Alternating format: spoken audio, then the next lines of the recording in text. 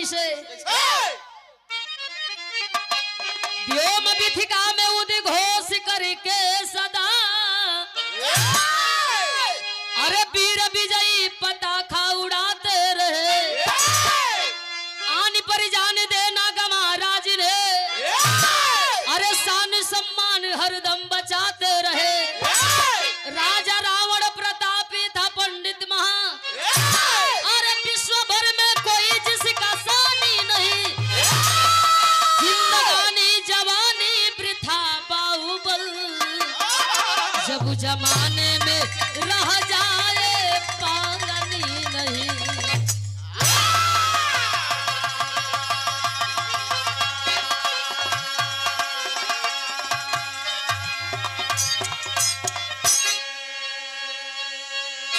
जिंदगानी जवानी वृथा बाहुबल अरे जब जमाने में रह जाए पानी नहीं कहल जाला कि पानी वाला मरद निक कि पानी वाला बरद निक शूद्र के जनेऊ ना होला पड़रू खाती पखेव ना होला फल तो बहुते बा लेकिन बरनन खाती सेव ना होला रावण से विद्वान कोई ना रहल फिर भी रावण हर साल जलावल जात बा आज समाज में कुछ ऐसनो रावण घूमत हुआ कैसन हो जेकर लोग नमस्कार करत वह रावण तो फिर भी ठीक था उसे बदतर रावण समाज में हुआ जगह जगह हुआ जेके जान के भी आदमी अनजान हो जाता उसे बड़ा पापी हूँ वो तो बहन कुछ न रहल भगवान राम लंका पर चढ़ाई कैला हनुमान के द्वारा लंका पर फूल बांधल गई रावण के मार के भगवान राम माई जानकी के लेके अयोध्या आइल हवन बिरहा में गजल के भाव भैया कैसे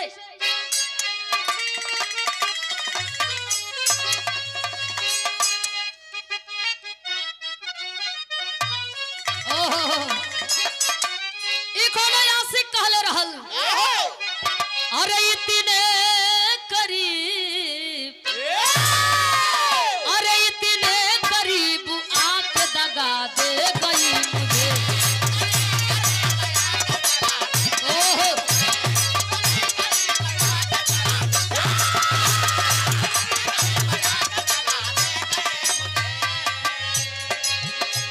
इतने करीब आंख दगा दे गई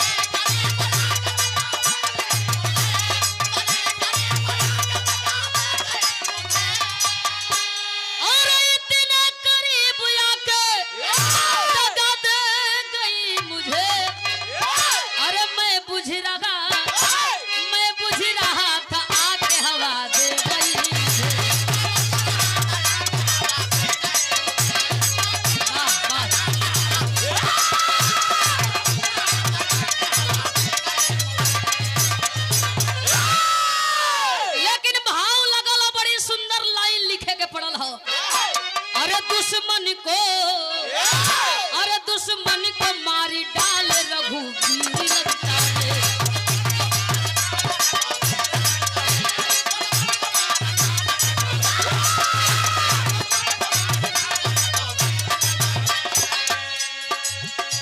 दुश्मन को मारी डाल रघुवीर लंका में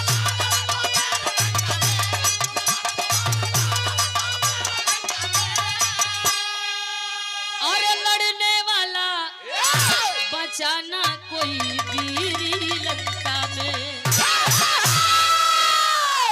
लंका का रावण मरा गईलन लंका सुन हो गई वीर मारल गईलन अइलन हो भगवान राम अयोध्या धूप दीप जला के लोग स्वागत कइल 9 दिन का नवरात्र खत्म भइल आज भी आस्था हो जगह जगह मूर्ति हो मेला लगत हो लोग घूमत हो एकरे बाद करवा चौथ आ गई मेहरारू अपने अपने देवता लोगन के चलनी में देखी हो वही चलनी में हो भैया कहावत लोग कहेला सूप हंसे तो हंसे चलनियो हंसे जेकर 72 वही 72 छेद से मर्द के भी मेहरारू देखेली क्या गजब है करवा चौथ कैले अगर मर्द के उम्र लंबी हो जात तो शायद देश में मेहरारू विधवा न होती। ए बाबू हो, आस्था हो, विश्वास हो, रहे के चाहेला। अइलन भगवान राम अयोध्या में दीप जलावल गईल, स्वागत कइल गईल। हम के दीपावली के रूप में मनावल जाई। 21 तारीख के दिया जला के पटाखा फोड़ के घर दुआर चिकन कइल जाई कि माई लक्ष्मी आवत है। ओहू घरी माई बहन कहेली लक्ष्मी पैसे दलित दर।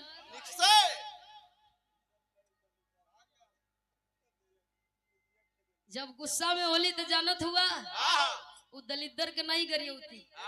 कबो कबो ढेर इसी यहाँ तो अपने मर्दे के यहाँ जेके चलनिया में देखेली कहीं कि एकदम दलिदरे हुआ का दलिदरे हवा एकदम सुधरबाना। ए भैया हो, भगवान अइला, धूमधाम से स्वागत भइल।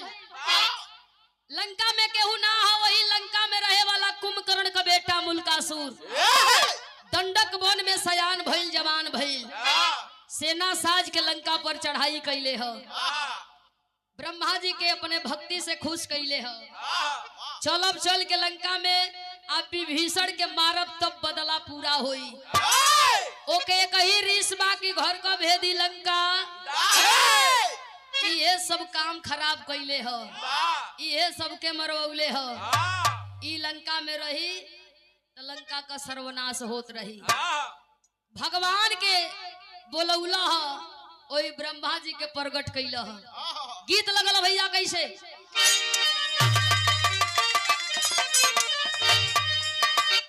और हमारे बड़का भैया संतोष गुप्ता उन बहनोई कहती न जीजा सीधे जीजू कहती। जीजू के पलट दे सताप वो जीजू कहती।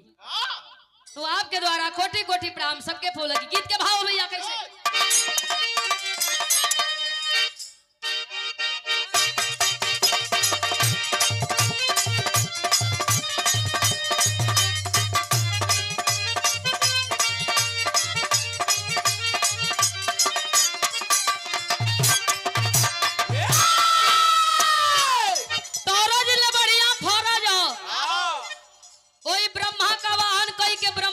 प्रसन्न कैला हो। अब वही ब्रह्मा जी से वरदान मांगत हम मुल्कासुर कहत का हो। ब्रह्मा का पूजा रे कैला,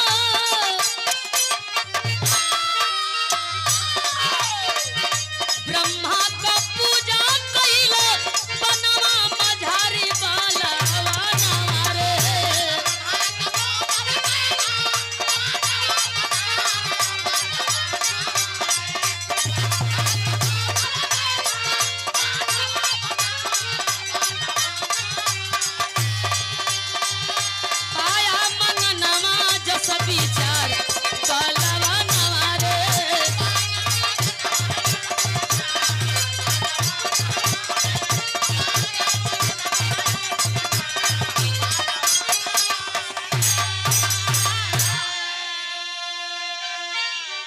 ब्रह्मा जी अइला ओई मुल्कासुर से पूछत हुवन कि कहू बेटा तो के का चाही। मुल्कासुर कहला कि हमके वरदान दे दो कि धरती का कोनो वीर मारे, कोनो मर्द की मरले हमर मौत न होखे। वरदान पा के मुल्कासुर लंका में चढ़ाई कैला हो। ओके घमंड बा कि धरती का कोनो मर्द मारी हमार मौत ना हुई। सेना साज के वही लंका पर चढ़ाई कैला। आज जब लंका पर चढ़ाई कैला हो तो टेरी का भाव लिखल गईल हो।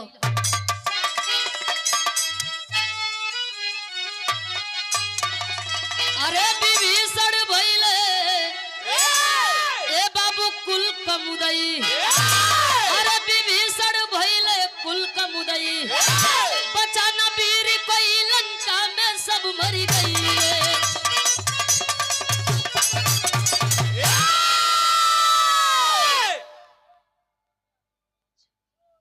और हमारे भइले कुल कमुदई, बचाना वीर कोई लंका में सब मर गई। लगल ललकारे मुल्कासुर विभीषण के, तू राजद्रोही है, लंका में रहे लाग तू नहीं बड़ा, पहले तुहार गर्दन काटब फिर राम के मारब। लगला विभीषण भागे हो भैया, बागत बागत गईलो वही अयोध्या में पैर पकड़ के भगवान राम का रोवे लगला। भगवान राम पूछत हुआ आखिर रोवत काहे हुआ। विभीषण रो रो के सारी बात बतावे। वही लंका में एगो राक्षस आइल बा जीवने का नाम मुल्कासुर बतावल जात हो। हमके मारे मुआवे खातिर पोकियौला, हम जान बचा के अयोध्या में अइली। गुस्सा में लाल हो गईला। भगवान हाथ में धनुष बाण लेके वही लंका में चढ़ाई कैलो। हर कल मानत पर कल ना माना, भगवानों का मन बढ़ गई है। हाथ में धनुष बाण लेके वही लंका में जाके लगलो ललकारे, काला रे कौन है, सामने आ मैं भी तो देखूं। मुल्कासुर आई के वही रणभूमि में खड़ा हो गई। हंसे लगल, कहला अच्छा तो तू ही अयोध्या का राम हुआ, तू ही हमारे चाचा रावण के मरले हुआ। मारे के तो हम विभीषण के रहली, लेकिन पहले तू ही के मुआई, तब जाके विभीषण के मारब। भगवान राम कहलन कि मर्दे का काम घर में ना होला, क्यों घर में लड़े। साचो का मर्द हुआ तो रणभूमि में आई के हमसे लड़ी लो और लड़ करके फरिया लो। वही रणभूमि में एक तरफ भगवान राम और दूसरी तरफ मुल्कासुर के बीच में युद्ध होके लगल।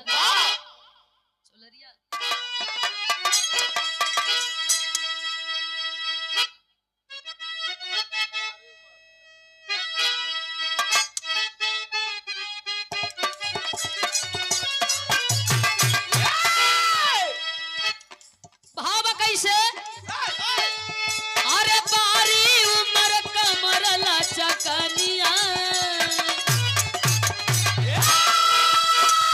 अरे बारी उमर कमर लचकनिया, गोरिया खींचे नींबू के पनिया, गोरी के झूले झूलनिया।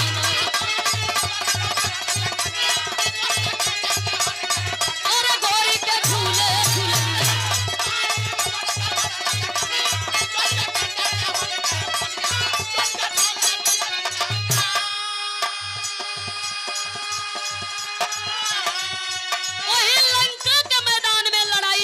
हो भैया भगवान राम और मुल्कासुर लड़त हवन कैसे। अरे पारी ना पवले रघुबर कई के खूब लड़ाइया हो मुदैया, नास कैला कमैया।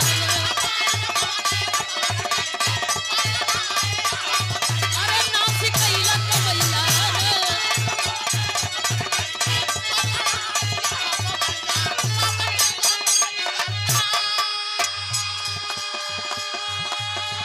देता हो कर समारा। रामचंद्र जी मन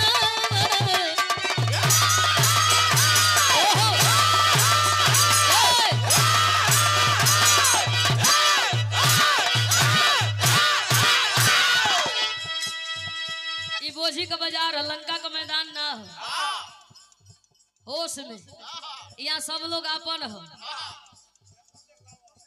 अच्छा इस समय तू लंका में हुआ।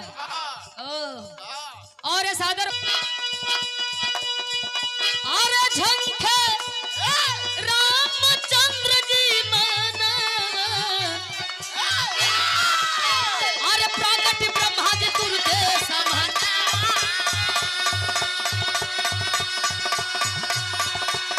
अरे दिहल मोरा भय बरदाना,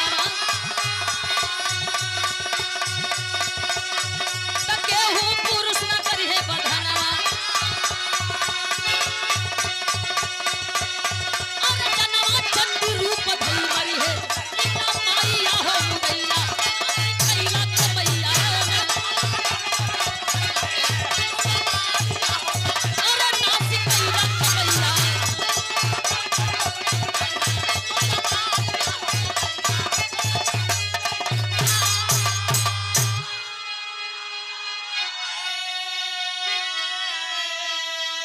जनवा चंडी रूप धमरी है, सीता मैया मुदैया, नाश कैला कमैया न। कोई के अपना से कमजोर आंके के ना चाहिए, समय बलवान होला। भगवान राम लड़े लगला। मुल्कासुर चढ़त चढ़ गई लोही गर्दना पर, जाए पजरा खड़ा भइल कहला कि हमार तू बाल बांका नहीं कर सके। भगवान राम टुकुर टुकुर ताकत हुए यही लंका में रावण के मरली, बड़े बड़े वीरन के मरली। हई राक्षस हमारे करेजा पर चढ़ल आवत हो, ई सन सन बाण चला में आई चढ़ल चली गई। जाई के पजरवे खड़ा भइल, ये ताकत हो कि भगवान का ऐसे पकड़ के आ इनका लोलियाई के पटक के आ दोनों टंगरी धो के चीर के एगो राम से दूगो राम बना दे। एके तो डर है ना वरदान मिलल हो कि केहू कुछ मारी तू के मौत ना होई। पहुंच गई भगवान का जाई के धैल ये मलपटा। भगवान राम छुड़ाए के आ धनुष बाण फेंक के भागल हूँ। अंदाजा लग गई कि वो वीर हो, एके मारल हमारी बस के बाद भाग के जाके झाड़ी में बैठल हुआ, हाफत हुआ, जान बचावत हुआ। आवाहन कैलम ब्रह्मा जी अइला, 5 मुड़ी हिलावत हुआ। भगवान राम कहला कि का हो महाराज, आज हम लंका में मरा जाई, हमार काम क्रिया हो जी का। भगवान तू मरा जीव त लीलवे खत्म हो इहो मराई। भगवान राम कहला कैसे मराई। ब्रह्मा जी कहला कि माई जानकी के हाथे कर मौत लिखल। भगवान राम सोचत हवन माई जानकी के बुलावे खातिर हनुमान के भेजे के होई। नजर दौड़ाई के ताकत हुआ, हनुमान को कहीं पते ना, इहो डरन पेड़े पर चढ़ के बैठल हुआ। भगवान राम तकला, हनुमान के इशारा कैला, आवा आइला केरा, आवा आइला केरा धो के पेरा। हनुमान जी कहला कि हम ना जाई, तुहार लड़ाई है, तू वही लड़ के फरियाला। हाथ जोड़ला, कहला कि अब लड़े के ना जाई के जानकी के अयोध्या से लेके लंका जावे के हो। पहपट के भाव लिखल गई है।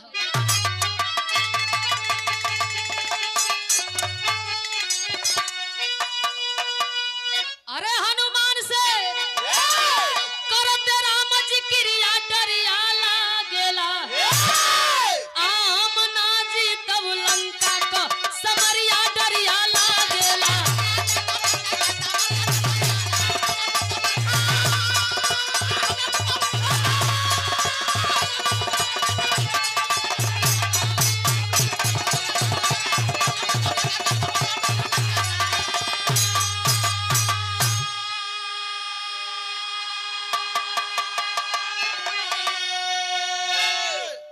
हम ना जी तब लंका का समरिया डरिया लागेला।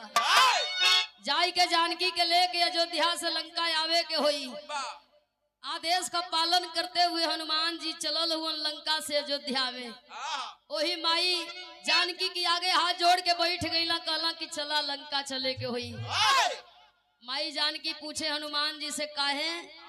कलन की मुसीबत हो, तनको लेट करबू भगवान राम मारल जइहन।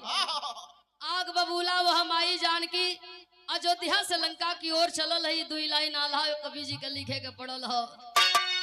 सिंगार के ऊपर कैसे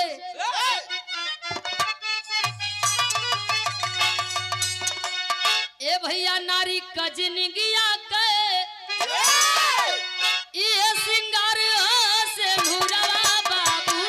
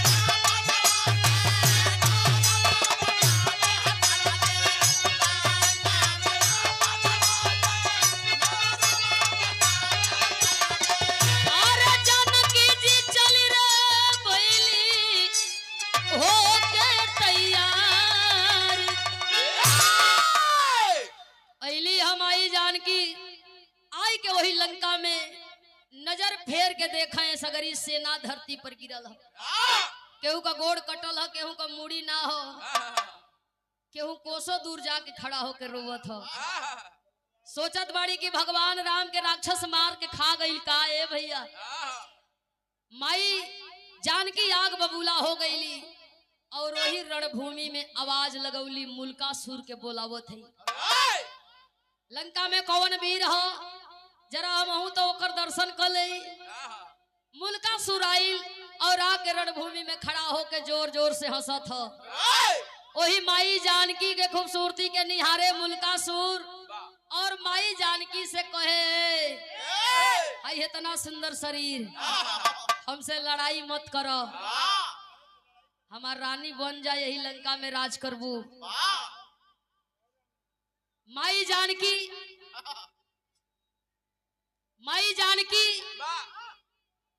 ओ मुल्कासुर के ललकारो थड़ी, कहली कि तुहार रानी बनब, तुहार पटरानी बनब, लेकिन हमसे लड़े के होई। जैसे भगवान राम से लड़ाई कैला वही हमरो से लड़े के हुई। मुल्कासुर हंसत बा कि मर्द रणभूमि छोड़ के भाग गई, हाय मेहरारू लड़े आइल हो, एकर का औकात, एकर का मजाल। बहुत लोग बा मंद बुद्धि, इंसान यह सोचेला कि है अबला तेरी यही कहानी, आंचल में दूध आंख में पानी। ओ घड़ी उ अनहरा जातन, वो लोगन के भी ज्ञान ना होला जे माइये के कोख से वीर बली बलवान धनवान पैदा होलन। माई जानकी ललकरली कहली ठीक बा, आवा आई के फरियाला। वही रणभूमि में एक तरफ माई जानकी और मुल्कासुर के बीच युद्ध छिड़ गई। बिरहा का आखिरी निचोड़, आखिरी भाव लिखल गई हो और छिड़ल हो। वही लंका के मैदान में लड़ाई होत बा भैया। कैसे?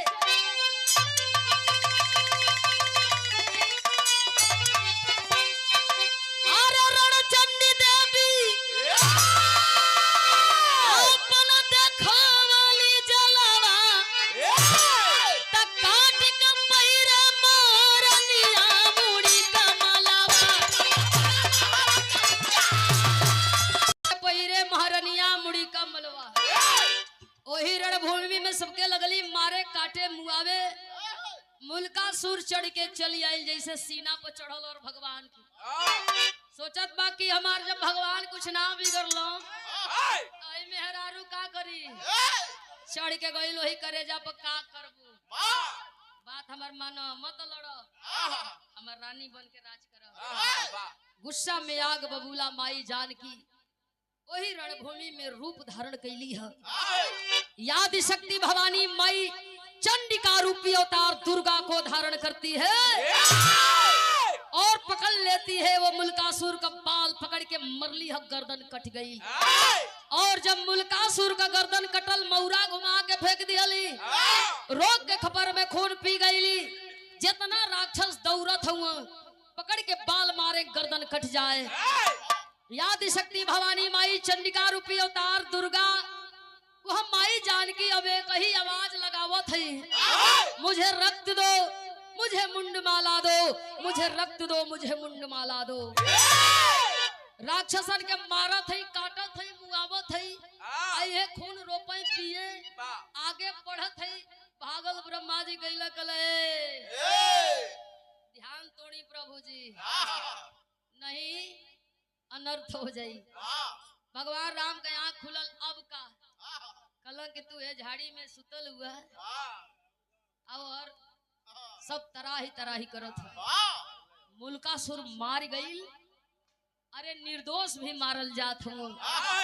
भागल भागल भगवान राम जी अइला, विकराल रूप देख के माई जानकी को वो डरा गईला। ब्रह्मा जी से कहला हम ना जाई बिना चिन्ह कि हम ही अयोध्या का राम हई। कहला कि तू आई के त चिन्ही हो, जा के सामने खड़ा हो जा। जाय के भगवान राम हाथ जोड़ के खड़ा भइला, कहला हे देवी हम जियत हई, हम मुगल ना हई, शांत हो जा देवी, त्राहि माम देवी, शांत हो जा देवी। गुस्सा का त्याग कैली है माई जानकी। भगवान राम के जब देखली है, कलाई पकड़ के लेके चलल चाहत बाड़ी अयोध्या में। भाव है समर बीच मैं कई दियली संहार अरे गिर चरण पर लंकावासी करेला जय जयकार तो प्यार के परसे लगल पनिया मूड़ी कमल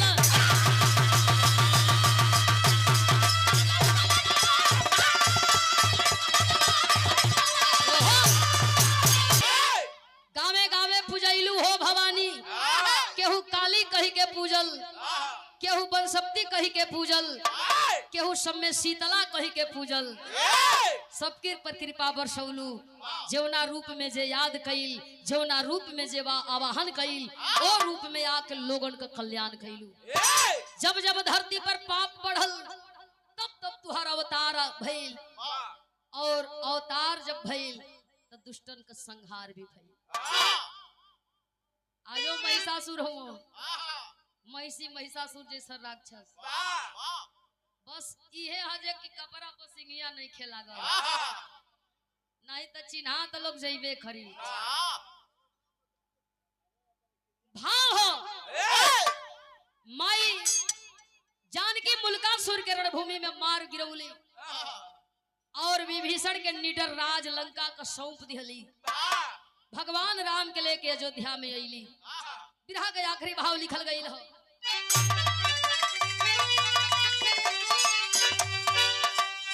जौले गुरु बिहारी गुरु गणेश करो तौले हम भैया का एक लाइन गीत गा दे और हर नंबर दे दे।